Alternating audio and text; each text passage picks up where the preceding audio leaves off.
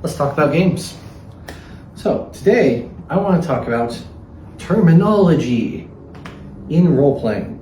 And in this case, what I mean is the difference between mechanics terminology and in-universe terminology. Mechanics terminology being the wording in the rulebook, and in-game terminology being words used by the players and the NPCs during roleplay. So first of all, there's a lot of terminology used in the mechanics that just wouldn't exist in the game world. So things like XP, hit points, strength values, damage dice. These things aren't even in the universe. If some guy starts babbling on about how many hit points someone has left, the NPCs and the other player characters are gonna think he's a nut. It's kind of the equivalent of some guy babbling in the true language of God. But in other things, like no one's going to call it a +1 greatsword in universe. They might call it a special sword or a magic sword or an ancient sword. But they're not going to call it a +1 sword because that +1 means nothing to them.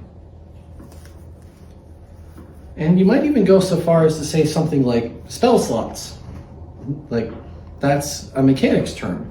It might not be how it's portrayed in universe. It might just be, oh, yeah, I feel too tired to cast that spell. I don't have the energy for it. I need to rest first.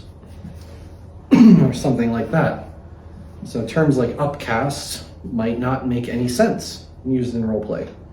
Now, of course, that one is going to vary from group to group. But the other thing I think about is class names. So your character classes aren't necessarily a thing in-game, like in-universe, aren't necessarily a real thing. Like not every bard, lowercase b, is a bard, capital B. So like someone can be a bard as in just a like traveling musician, but doesn't have the magical powers of a class bard. Or someone who fights isn't necessarily a fighter. Not every priest is a cleric. You get what I'm getting at? Where those terms are for the benefit of the player only. Someone in universe isn't going to call you a level 5 fighter. Probably not even going to call you a fighter. The term multi-class won't mean anything to the NPCs. But, you know, you can play it how you want. This is just my 2 cents on how it should go.